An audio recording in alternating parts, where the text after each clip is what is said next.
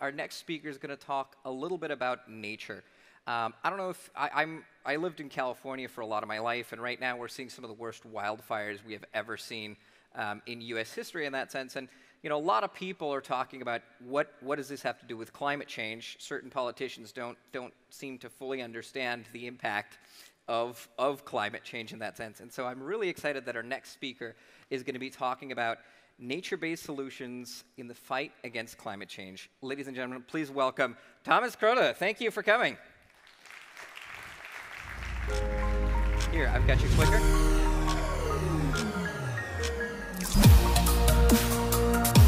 Perfect.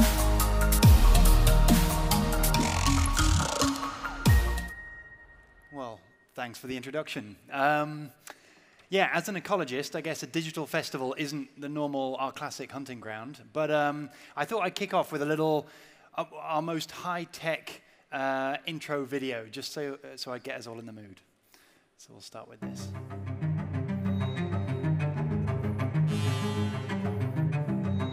Humans have always learned to overcome problems with the help of a simple process: trial and error.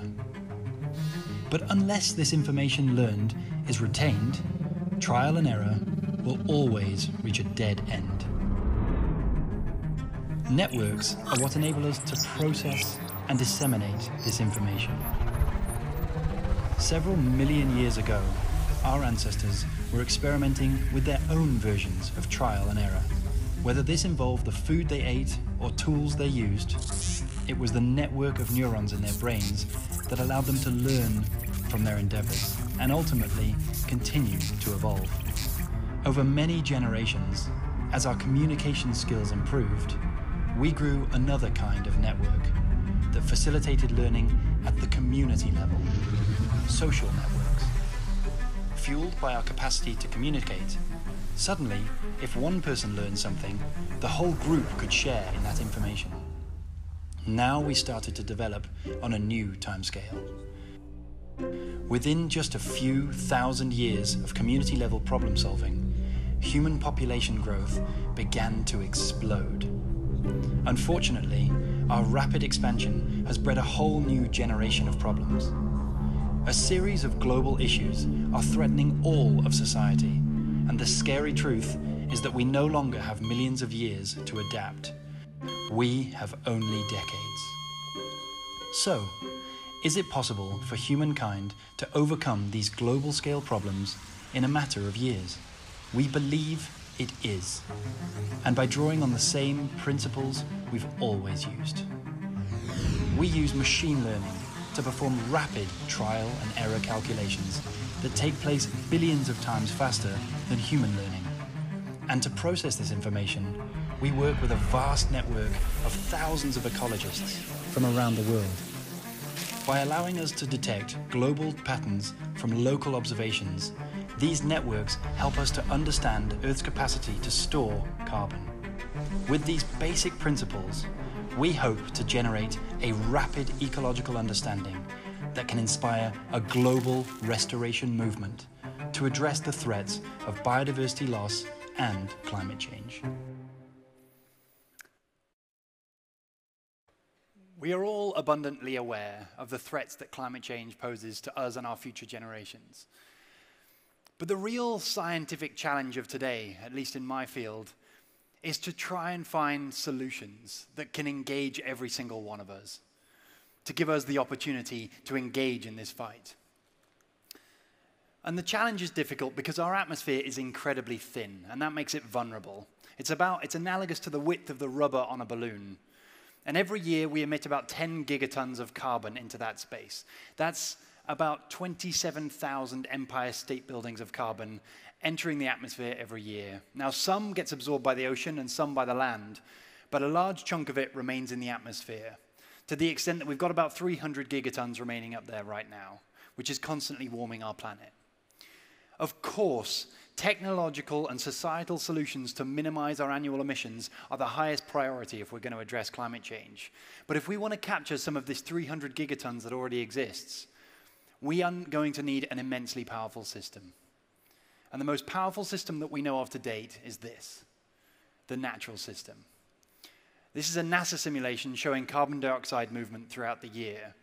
And you can see at the beginning of the year, we can see the high latitudes are covered by red colors, which indicate those high concentrations of CO2. But as we tick on into spring and then summer, we'll see these concentrations start to fade. And that's caused by one simple process that we are all familiar with. It's the emergence of leaves on trees. Such a simple ecological process transforms the carbon cycle every year, and it's one of several massive fluxes that balance one another out to regulate our climate.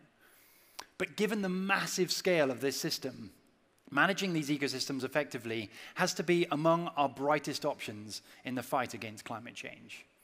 And it's one that we're all aware of. But if we're really going to invest our valuable time and energy into a solution like this, we need to know two things. What's the potential? What's the scale of this opportunity?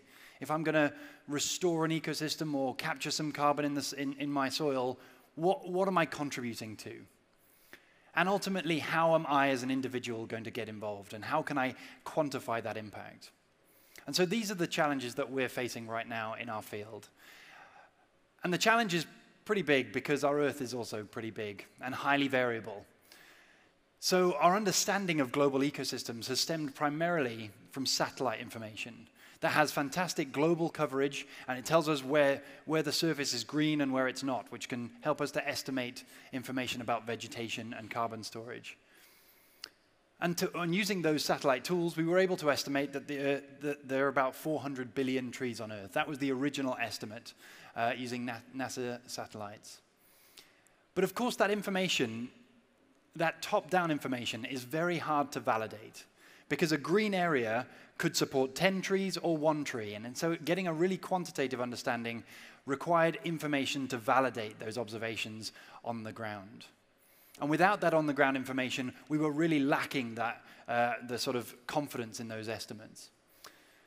So over the last few years, we've been building a new sort of generation of model, a new approach to try and address this global challenge. Rather than a top-down approach from satellites, we instead build our models from observations, millions of observations from ecologists, standing on the ground, estimating the number of trees, the size of those trees, and the species composition of all of those trees in all these ecosystems around the world. And with enough data, we were able to build machine learning models that can help us to observe the patterns between these dots and interpolate so that we can actually see the patterns that might emerge across the world. To show the variation in global tree density around the world, showing how the number of trees differs in all the different areas. And it also shows where the different species are distributed and how carbon is stored in this massive forest system. And this suggested that our Earth is not home to 400 billion trees. In fact, the scale is closer to around 3 trillion trees. And this initial information was already enough to convert the UN's Billion Tree Campaign into the Trillion Tree Campaign. But we also learned a lot about global modeling in this process, and we can see the uncertainties in this process, because as you can imagine, any global model is never perfect, and it is never correct. And we found that where our uncertainties lie is always at the very fine scale. So, for example, we estimated that there were no trees in the Vatican City, which turned out to be an infuriating mistake. We got quite a lot of angry emails about that. We also estimated that there were a few trees in the Faroe Islands, which was also really, really wrong.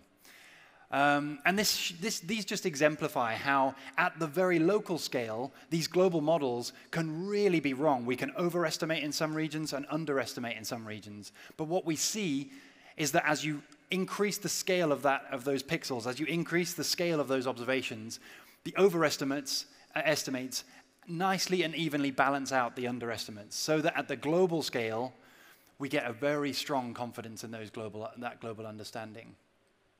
But these models aren't just valuable for helping us to understand the patterns of forests today.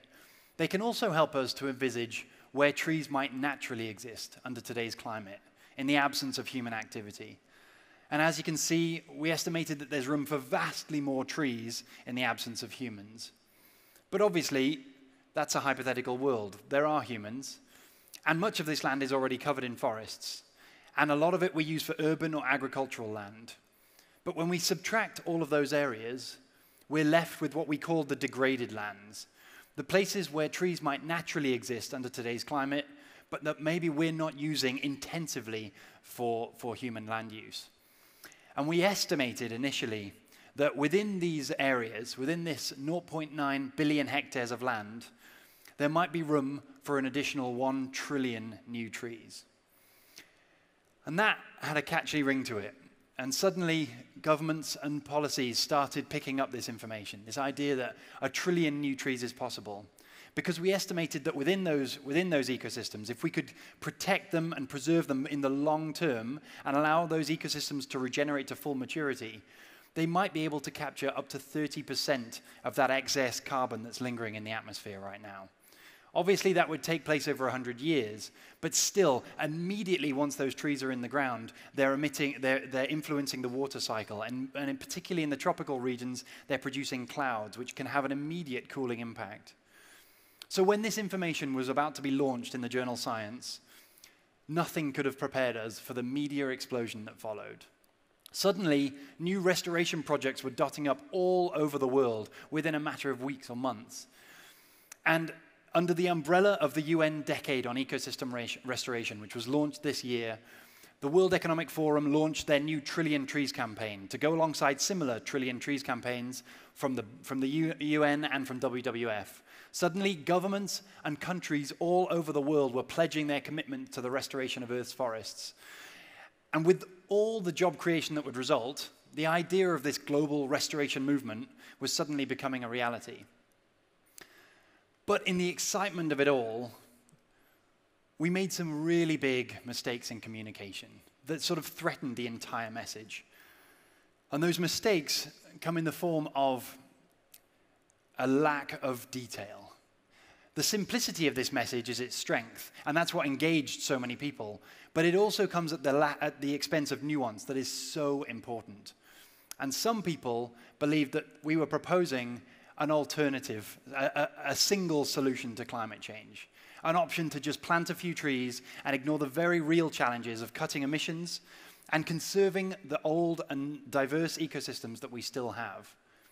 When viewed through this lens, restoration can be a real threat to the climate change movement.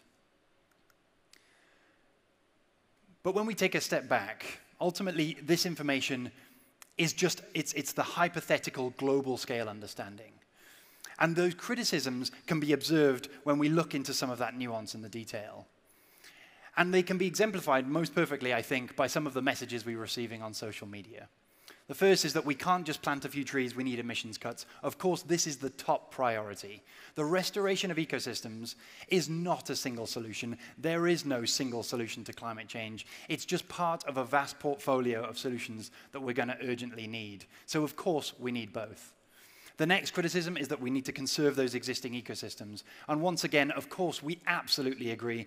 The conservation of what we have is clearly the cornerstone. It's the most fundamental piece in the puzzle towards restoring our entire ecosystems. So, of course, we need both. And finally, the final criticism was that we need to preserve and protect other ecosystems like wetlands and peatlands and savannas and grasslands, which, to avoid repeating myself, it's pretty obvious that, of course, this is absolutely correct. And in fact, these ecosystems aren't just important for the carbon they store in their vegetation. Possibly the most important component of these ecosystems is the carbon that gets stored below in the ground. And so we've been building a new generation of models, once again, this time not based on the observations from above the ground, but based on thousands and thousands of soil samples collected from around the world. And using the same approach, by building those machine learning models, we can link all of these observations together to observe the patterns in soil carbon across our planet. And immediately we see some interesting patterns. First, the vast majority of our carbon is stored in the high latitude regions, where cold conditions slow down the decomposition of organic material, leading to the storage of carbon for hundreds or even thousands of years. So if we want to promote carbon sequestration or carbon capture in vegetation, the tropics are our area to focus, where trees grow very big and fast. But if we want to capture a huge amount of carbon below ground, the high latitude regions is where we might want to focus. So every location around the world has its potential. But once again, we didn't only using these models, we don't only observe where trees might, the soil carbon under present day, we can also see where carbon might potentially be stored. And that revealed another huge carbon drawdown potential in the Earth's soil. And that's not just associated with planting a few trees or protecting some ecosystems. That's with all land management decisions associated with holistic management of soils, or the agroforestry systems that are getting set up all across the world, or the protection and management of peatlands, which can be so valuable for trapping carbon in our soils. So clearly, forests represent an important part of this. We estimated that 30% of that 100 gigatons or 116 gigatons could be captured within forests if we just protect and restore them. But grasslands cover an even larger surface area. So it's up to 39% of that potential could be captured by protecting and preserving and restoring as many grasslands as we could potentially around the world. And maybe the most efficient of all the ecosystems was in fact the wetlands and the peatlands. These are ecosystems that cover less than 5% of the Earth's surface, and yet they could be responsible for capturing up to 31% of that excess carbon that could be captured in the soil. So really we see that there is no one solution, there is no one ecosystem, there is no one opportunity for us to engage in this. Everyone, everywhere, wherever you exist, has the potential to engage in a global restoration movement by protecting or investing in efforts to protect and manage and restore those healthy ecosystems all across the globe. And in combination, all of these solutions suggest that we have a really powerful potential for carbon drawdown across all of these ecosystem management types. And it's for that reason that the Intercontinental Panel on Climate Change lists ecosystem regeneration and conservation right up there among the top climate change solutions.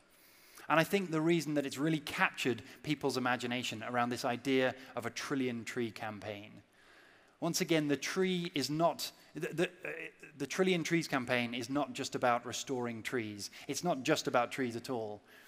The tree is the symbol for entire ecosystem restoration. And that means it's about preserving the soil and the plants and all of the vegetation that is supported in those ecosystems.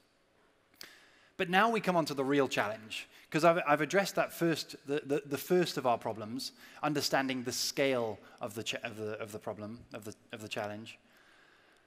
But now, how do we figure out how we get involved as individuals? Because this may be a global challenge, but ultimately it's only going to be addressed by very local scale efforts. Thousands and thousands and thousands of local scale efforts.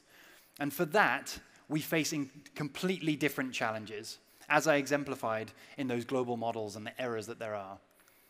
Because every single ecosystem is different. And at the moment, it's estimated that around the tropical regions around the world, up to 30% of species of trees planted tend to survive until maturity.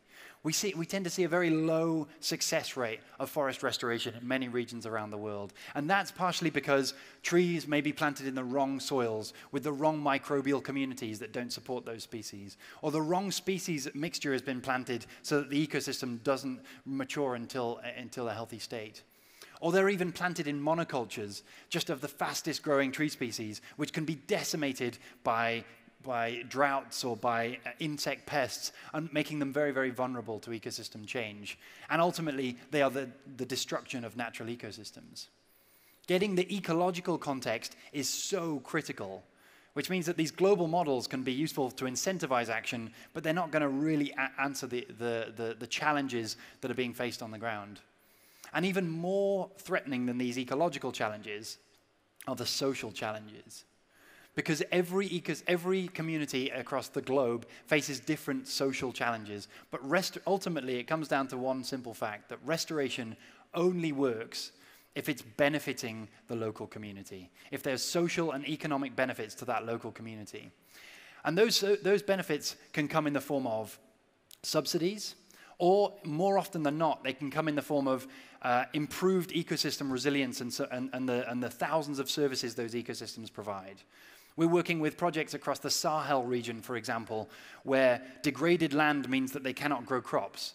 But when you restore a few trees in the area, suddenly moisture is trapped in the air, and nutrients are trapped in the soil, and suddenly crop regeneration becomes really productive. And there's agroforestry systems like this dotting up all over the world, aimed at benefiting the local community. Too many times, when we think of the global scale challenge, it's so many restoration projects will just come in and they buy up areas of land, and we think, great, we plant a few trees and we exclude the local community from that land. Not only is that socially irresponsible, but it's also unsustainable, because the people just come back and cut down all the trees and use it for their livelihoods, as we would. Restoration only works when it's done in collaboration with the local community, who are empowered by that restoration, benefiting from all the economic benefits that come from it. And with this huge global movement, with thousands of companies and governments and individuals pledging their funds towards restoration, we feel like this is an opportunity to empower those communities all across the world. And so what we've been trying to do is to bridge this link between the global scale and the local scale by building a new platform. And this platform is called Restore. And we're hoping to launch Restore at the end of this year. We've been working with Google to try and build a functioning online platform where these local challenges can be shared and can be addressed together. As the global restoration movement grows, projects can learn and grow from one another. So immediately from Restore, these projects will get insights into how many trees can exist in each region around the world, which species of trees might exist in your garden or in that region that you're interested in. And you even see insights about the soil ecological community that can support different types of species and the benefits those species can provide to the community. But more importantly than that, these projects will then gain visibility. So all of us would be able to see these projects and be able to track and monitor the progress that's happening on the ground. With satellite observations, we can see where trees are growing, we can see how vegetation is being restored and preserved, and we can even track how carbon is accumulating in these locations. And with that information, we hope to empower these people on the ground to be able to make some of the right decisions and share their information with other projects so that they can improve. But just as importantly as that, it enables us to have a system where we can now engage in this restoration movement, as we can see projects around the world that we might want to donate to and support. Or we can track the project on the ground, so you're not just giving a euro and hoping that it turns into a tree. You'll physically be able to see your trees growing on the ground. And that way, we hope that everyone everywhere can engage in this global restoration movement. The word restore is defined as the act of returning something back to its original state, but it's also the act of giving it back to its original owners.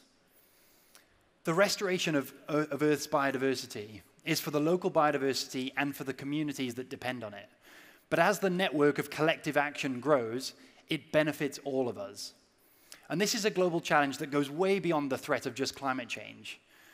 Even if we had a magical machine to suck all the carbon out of the atmosphere right now, restoring, protecting, and preserving Earth's biodiversity should still be a top priority because it underpins all life on Earth. It can help us address all global threats like food shortages, extreme weather events, water shortages, and global pandemics. But this is one solution that is not going to be solved by tech solutions alone. For a global restoration movement, we need to engage us, all of us. We need the scientists, the practitioners, the project leaders on the ground, the farmers, the governments, the NGOs. Everyone, everywhere has the potential to engage in this movement. Which brings me to the final criticism, as it were. Collectively, we have this incredible potential to make a difference on our Earth's ecosystem. But the final criticism is that it just sounds great, but it's incredibly naive. It will never restore the entire globe.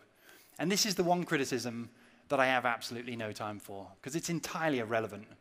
It's like saying, if we don't restore the entire globe, there's no point in trying. If we achieved even 5% of our goals, the impacts for local communities, for climate change, and for human well-being and biodiversity would be astronomical.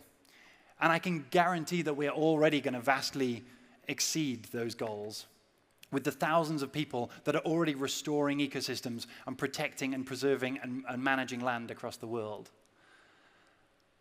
Ultimately, overcoming this sort of negativity, this climate change depression, is possibly one of our greatest challenges. Because what we cannot let happen, we cannot let the people saying it can't be done hinder the people that are already doing it. We always say that we live in one of the most threatening times, the most challenging times in humanity, facing this global and terrifying threat. But we also live at one of the most incredible times of great opportunity, because it's the first time in human history that we've known the scale of what we're up against. We know what we can do as individuals to engage, and we have the potential to improve the fate of the planet in the face of this global challenge. Thank you very much. Thomas, thank you. Thank you for those wonderful insights. We have a little something for you as well.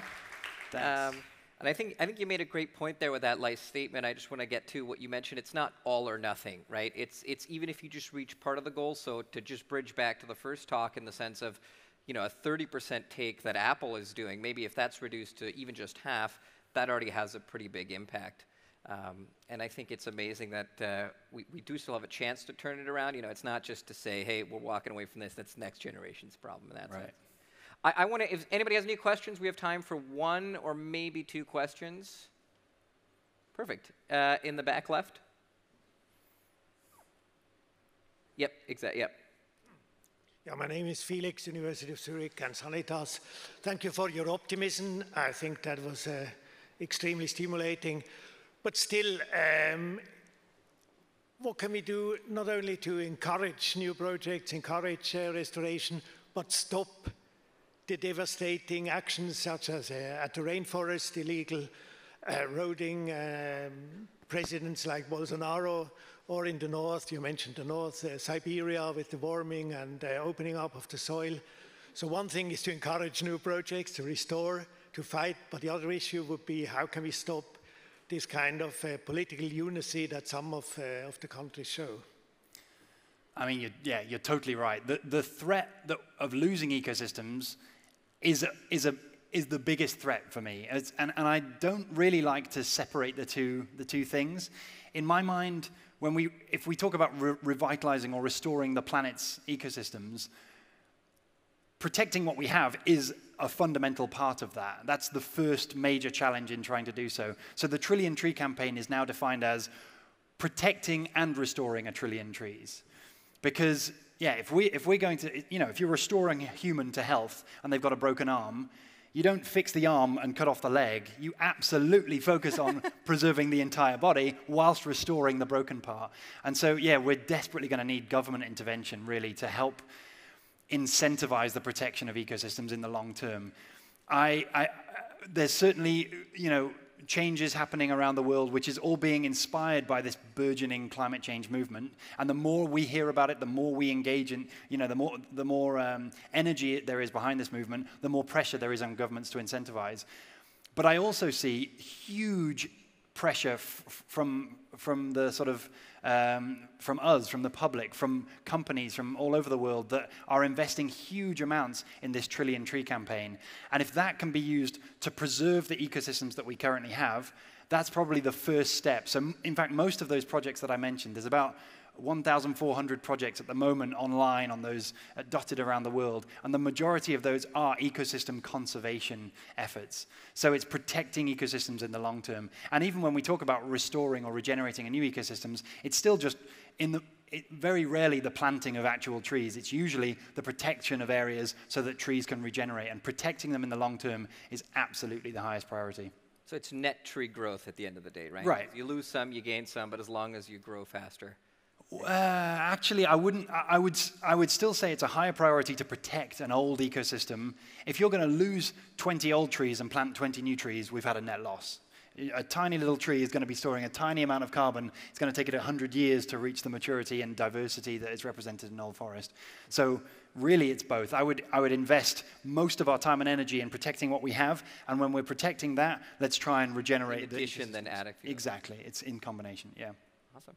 Thank you. But it is a complicated topic. You're going to be around for some further discussion. I think that's a topic that will continue to be relevant for the rest of our lives. Absolutely. Perfect. Thank you, guys. A big round of applause. Thank you. Thomas, thanks for being out here.